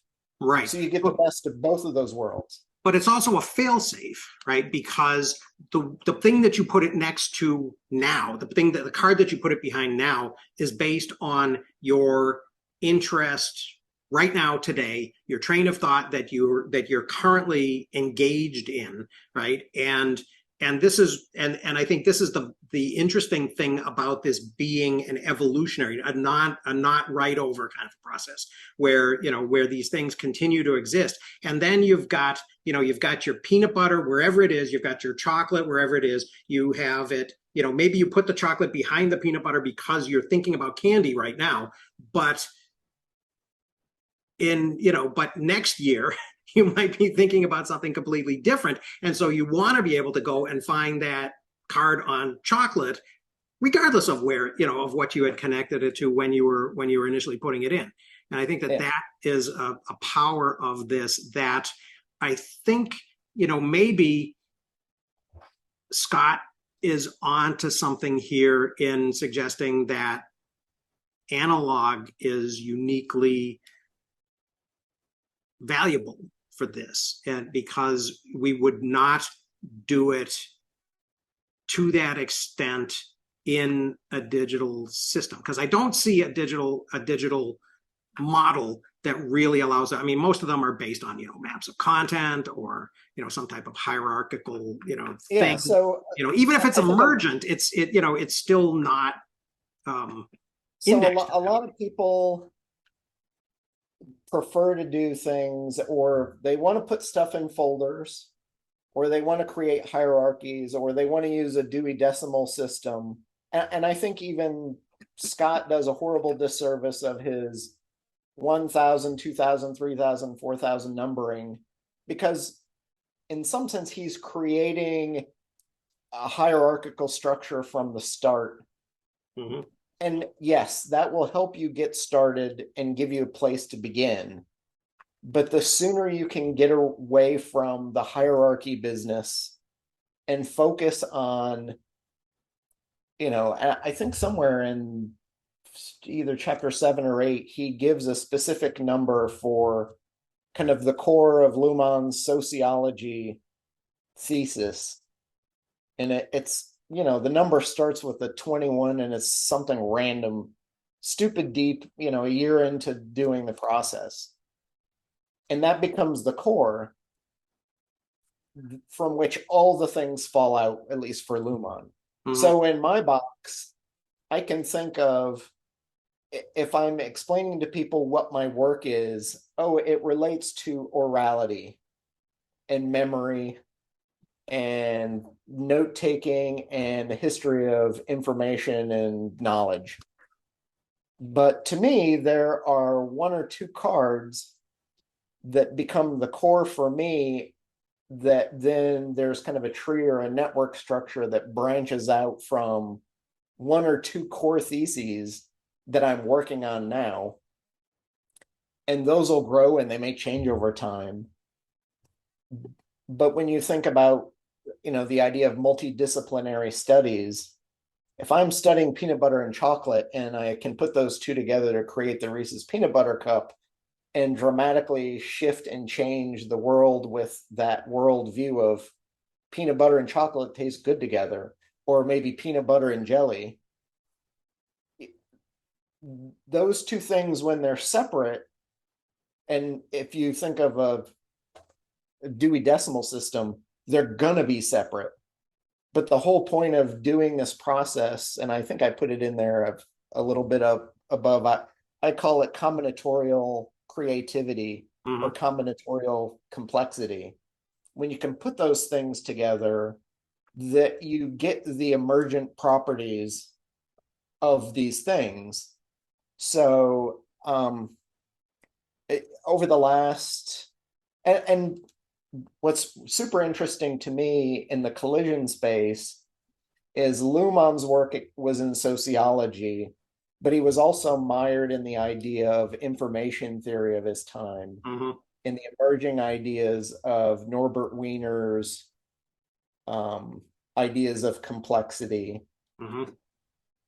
And complexity theory and studies have become a big thing since the 40s, 50s, and 60s, roughly, with those people. And so a lot of his sociology work, and even words like cybernetics, mm-hmm. which I think people get an idea of what it is or what it could be. And the word itself changes depending on the context you're coming at it from.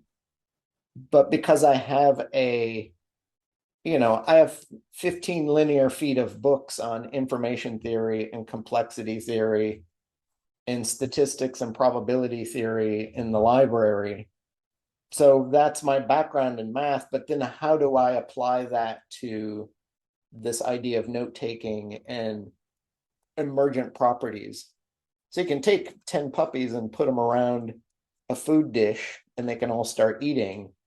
But because they're trying to nudge out the one next to them to eat more than the puppy next to them, they'll all start making a circular pattern around the bowl and physically be moving while they're eating. That's an interesting metaphor. To see that as a video, it's an interesting emergent property that you would not expect from adding puppies and food in a circular dish. Now you change the shape of that dish and maybe they don't move around in that circle, or they go in a different direction. Make it a trough. Or do they move in the same direction every time you feed them, or do they sometimes go the other way depending on which dogs are in which positions when they come to the bowl?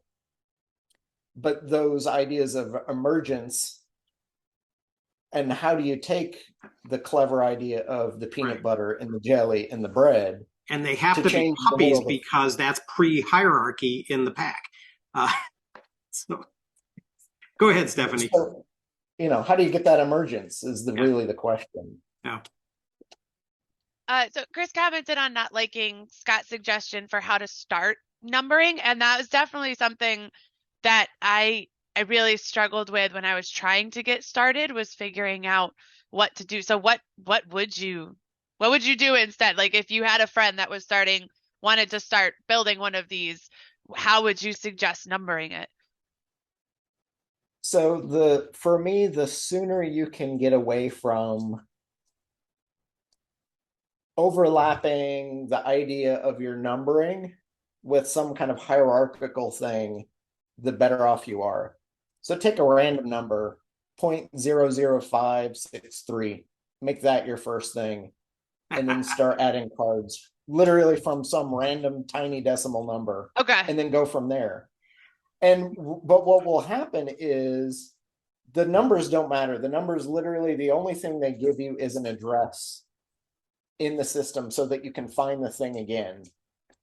And, to Scott, the number 4212 means something. And that makes it easier for him to find that thing in his box. But it doesn't matter. Mm-hmm. And I think too many people are overlapping the numeric system with the topical system, and you really need to separate those. Let your index do that. Let your index do its work, and let your numbering do its work for finding, and don't worry about the rest. Because you're going to pull a card out, and you're either going to find things around it that relate to it or that are close, or you're going to find a reference to somewhere else, and you can go find that somewhere else. But by creating a 1,000, 2,000, 3,000, that you're literally imprinting a top level hierarchy on it from the get-go. So if you start and your first idea is peanut butter, and then your third idea is jelly, you may put jelly way over here. And as you grow, your system grows, your peanut butter and your jelly are actually moving further away from each other instead of closer together. And you're less likely to have that insight and the excitement of the thing. Mm-hmm. Yeah, I think that was what was hard, was when you only have like 5 cards because you're just starting, and maybe it's just not time to number them yet. Maybe there's a tipping point where it's time to start putting numbers on it. But it's like, how do you know how far away peanut butter and jelly are going to be from each other? They could end up being very similar, or they could end up being leagues apart. So I think that was where I really, it slowed me down a lot starting out. I think the difference is also that Luhmann in his second Zettelkasten already had a major project he knew he was going to do, so he could decide those categories up front. In the first Zettelkasten he couldn't, that's why there were 108 top-level categories. Yeah. Or think of it this way, let's say your area of study is anthropology, you can, as you take notes, as a beginner, everything you take a note on is going to have an anthropology tag on it. Yeah. And when you start as a freshman in anthropology in college, you don't understand the nuances. It's useful to you. But when you're 40 years into your career as an anthropologist, it suddenly, that anthropology tag means 0 because you have delved so deeply and you can subsegment. Much more granularly. Yeah. The high level versus the specific, and the sooner you can get to putting tags on things that are super specific instead of, now if anthropology is not your bailiwick and you read Graeber and Wengrow, you may put anthropology on a handful of cards, and that's all you're ever going to have is 3 cards with anthropology on them because it means something in that sense. Yeah. But the deeper you get into it, the less valuable those high level, which is why putting a hierarchy on things is a miserable idea. I want random number on it will help you out dramatically to help keep that away, that idea away. We've been going for 2 hours and 12 minutes. So I think we should return to this topic next week. And I'm going to just throw in, and one additional complication is that I do like to have all of the notes that I write about a book be relatively close to each other. And so that does, in my mind, imply a level of organization that I think, Chris, you might be calling hierarchy. But why don't we go to Greg, and you can kind of be our closer today, Greg, and then we'll read the next section of the book and probably be talking about these same topics next week. Okay, great.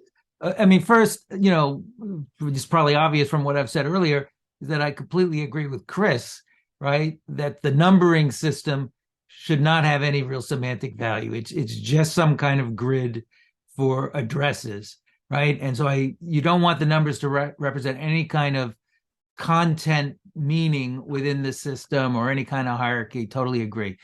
And I get the point, right? That you can, you could have sort of an ordered pair or some kind of lattice to designate your 2D or ND arrays, and that description, those points, as it were, those locations can be mapped onto the real number line, right? As some kind of, as some series of points on the sort of infinitely dense real number line and all of that.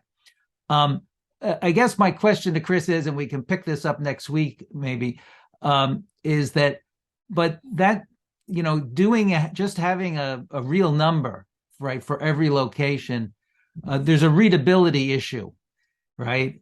In that if you're using, say a letter to indicate, the two-dimensional array, as I was suggesting, it's very easy to quickly kind of visually reconstruct it in that kind of space, right? Where you're seeing original sequences and then what branches off of those nodes. And so I guess my question to Chris is, and now I don't expect an answer today because, as you said, we're stopping, but maybe it's a place to pick it up next week, is readability a sufficient basis, in your opinion, or just generally to the group? I'll pose the question, to have an alphanumeric designation where, it's the only meaning of the letter is indicating, sort of a notation for arrays, which might be easier to parse for a human being, rather than simply one point on the number line. Yeah. So I'll leave it at that. I have an idea, Okay. but I'll let it go. Lot to think about, and I am going to try to keep all of that in mind as I'm reading the next section. So next week we will do part 4, basically, and that's about 165 pages, I guess. I guesstimated it. I am going to try to shift to a Kindle version of the book so that I can more easily find my notes and annotations. So thanks. This was really interesting. I'm gonna have to ponder on this and probably review the chat, which I will post the chat log as soon as the Zoom. Too much here today. You're gonna have to watch the video 3 times. I think I'm gonna have to actually watch the video, which I don't normally do, but yeah, it'll be another thing to do this week. All right. Well, thanks very much, everybody. This was really interesting. Thanks, everybody. Happy New Year. Bye-bye. Happy New Year.